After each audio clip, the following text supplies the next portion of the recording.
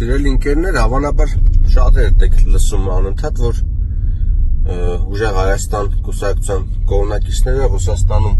ջանք ու եռան չեն խնայում, մեծ ռեսուրսներ են ծախսում, երկկողմանի ավիատոմս, 50,000 ռուբլի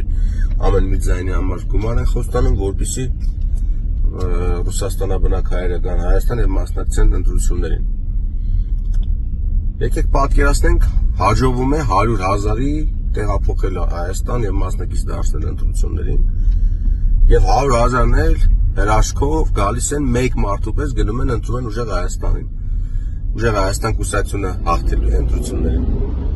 Բնականաբար ոչ։ Դրա մասին նույնիսկ իրենք ընդդիմադիրներն են վստահ եմ գիտեն, որ շանս չունեն նույնիսկ այդ դեպքում։ Իսկ հարցը առաջանում, թե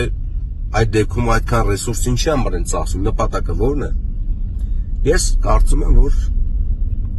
ծրագիրն այսպիսին է. բերել հայերին հարցնել Հայաստան, ընտրությունները բնականաբար հիմիկվանից գիտեն, որ հաղթելու շանս չունեն, իշխանություններն հաղթելու են, նրանք ընտրությունները կանեն, հաջորդ օրվանից սկսեն Ռուսաստանաբնակ հայերը հետ վերադառնալ եւ ինչ կտեսնեն Ռուսաստանի սահմանին, հենց օդանավակայանում նրանց կտեղեկացնեն, որ դուք խախտել եք միգրացիոն ինչ կետերը եւ դուք Ռուսաստանի Դաշնության մուտքի արգելք ունեք եւ պետք է վերադառնաք Հայաստան, այսինքն դեպորտ եք լինում։ Նրանք ավտոմատ դառնում են պոտենցիալ ցուցարարներ եւ հետ են գալիս Հայաստան։ Դե մեր ընդդիմադիրներն էլ ծաղկեցնելու են, հայտարարելու են, որ քանի որ ռուսամետ ուժին թույլ չտրվեց հաղթել ընտրություններում, ավելի ճիշտ մենք հաղթել ենք ընտրությունների արդյունքները կեղծվել են, սիրելի հայրենակիցներ, Ռուսաստանի Դաշնությունն էլ որպես պատիժ